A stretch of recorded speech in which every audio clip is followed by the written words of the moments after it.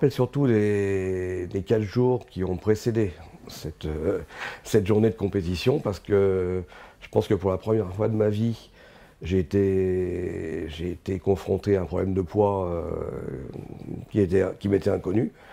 J'avais 2-3 kilos à perdre, là j'en avais 5 ou 6. Et j'avais un mal fou à perdre ça.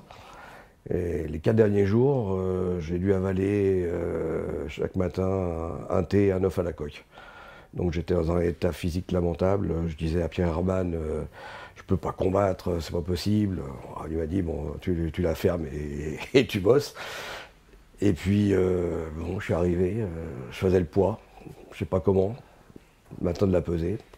Et j'ai eu la chance, puisqu'il y avait eu une défection des pays africains, j'ai eu la chance de passer un tour.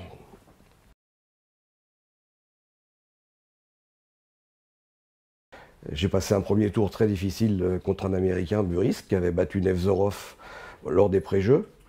Je m'en suis sorti par un Morotegari, Coca. Et le combat d'après, je rencontrais Odguer, DDR, champion d'Europe, vice-champion du monde, qui était ma bête noire. Il m'avait battu 8 fois, je l'ai battu qu'une seule fois. D'ailleurs, je pense que, comme anecdote, un des entraîneurs que je nommerai pas, un peu chauve, qui tenait la caméra, et quand j'ai visionné la caméra, on lui demande ah, Viallo, il rencontre Odguer, qu'est-ce que t'en penses? Ah, mais ça va pas aller loin parce qu'il a toujours perdu devant lui. Bon, la confiance régnait, voilà. Et puis bon, le combat se passe, je lui mets Tomoe Nage. Pourtant, il le connaissait bien, mais j'arrive à lui mettre, et puis après, je gère le combat, et la décision me revient, donc j'étais déjà hyper soulagé. Derrière, je prends le japonais Kuramoto.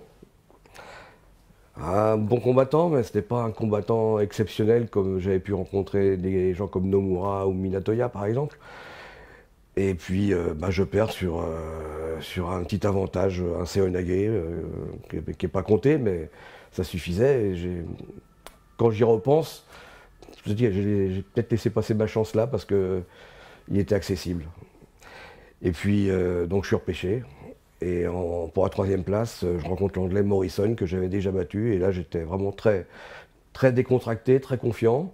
Mais bon, j'ai assuré quand même. Je me suis dit, bon, là, t'as 30 balais.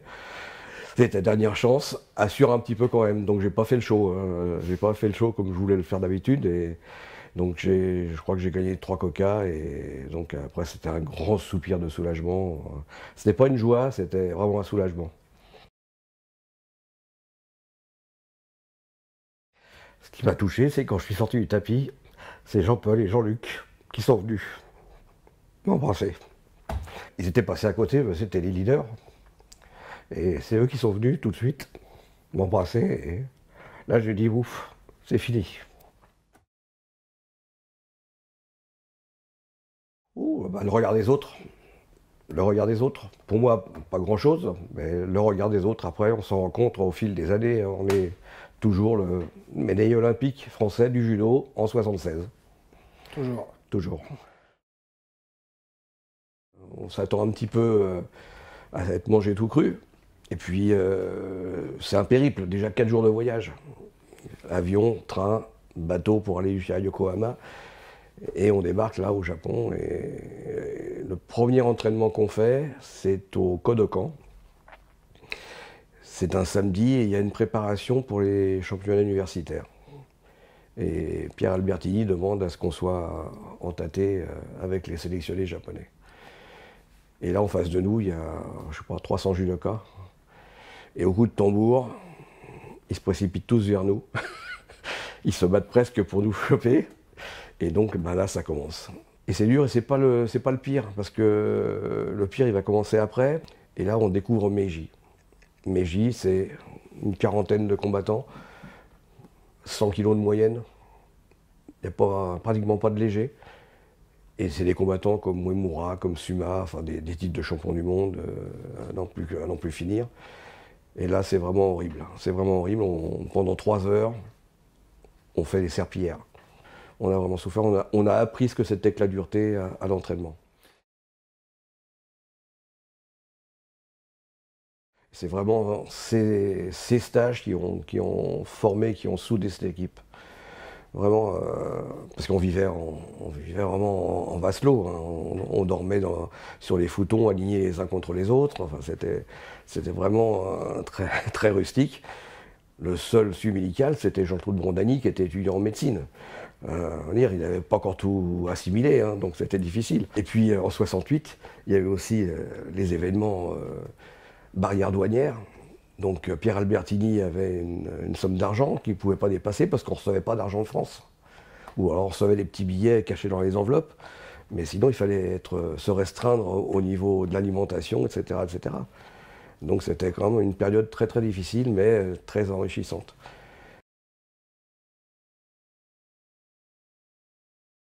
Alors les grandes lignes, c'est mon premier professeur, monsieur Gilbert Pouillard, à qui je dois certainement tout, c'est le déclic. C'est lui qui m'a fait aimer le truc, c'est lui qui m'a donné les bonnes bases. Et plus j'avance dans ce que je connais en judo, plus je me rends compte que les bases qu'il m'a données, c'était vraiment ce qu'il fallait. Voilà. Et puis la découverte d'un personnage, Isao Kano, qui pendant 4 mois nous a piloté, nous a conseillé, nous a fait travailler technique. Voilà. Puis c'était le japonais le plus ouvert à l'époque envers les étrangers. Les autres étaient un petit peu réticents à ouvrir leurs portes, alors que lui, il nous a fait découvrir plein de choses, et c'était un personnage extraordinaire. Et puis il y a eu Pierre Hermann.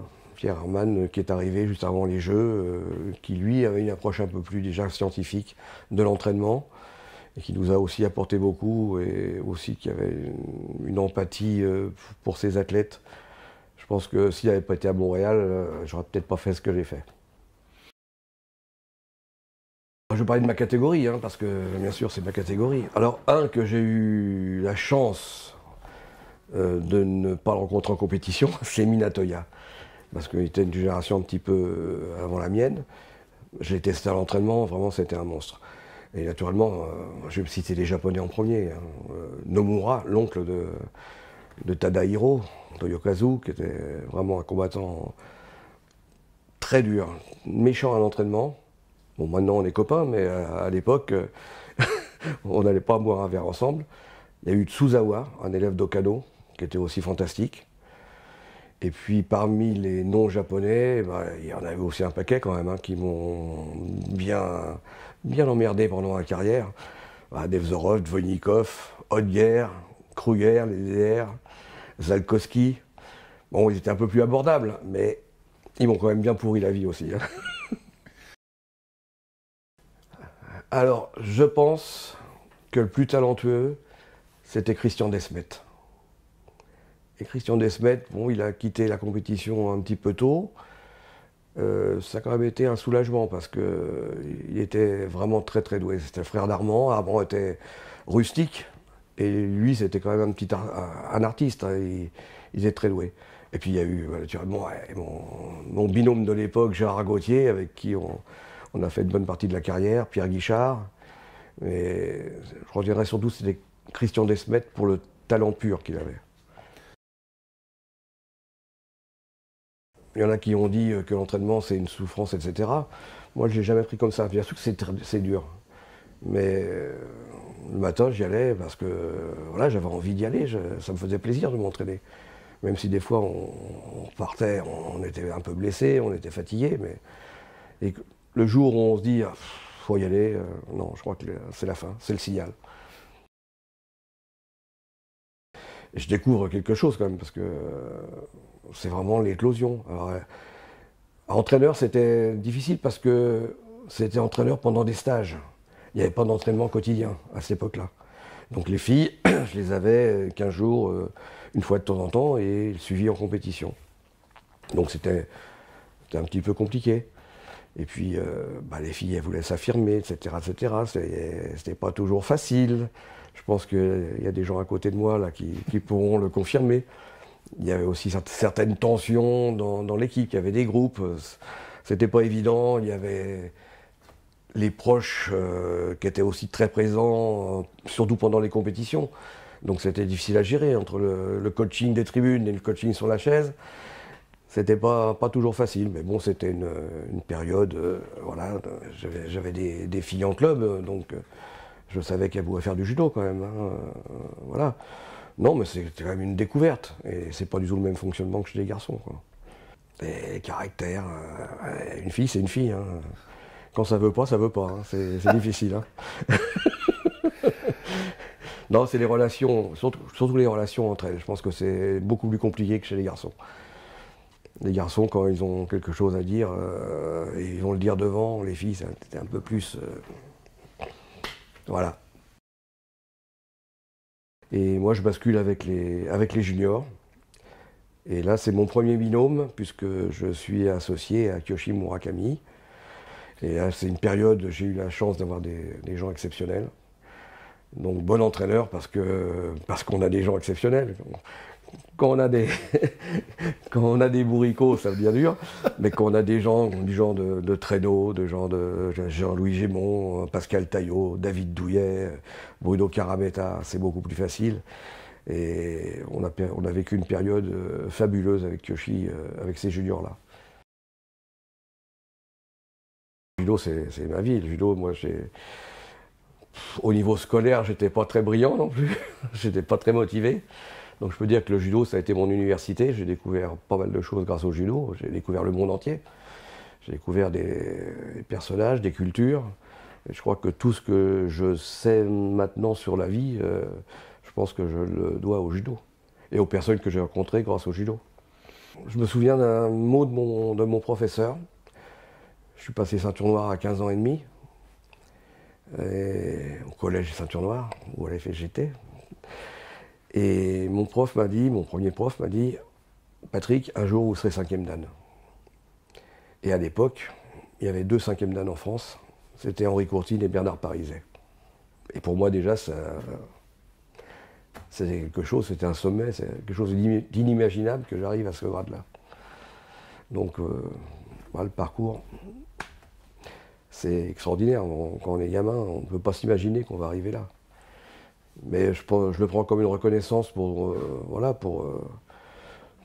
pas forcément sur un niveau judo ou technique, mais vraiment une reconnaissance pour ce que j'ai pu faire et peut-être apporter au judo français. C'est la représentation du judo français, l'équipe de France.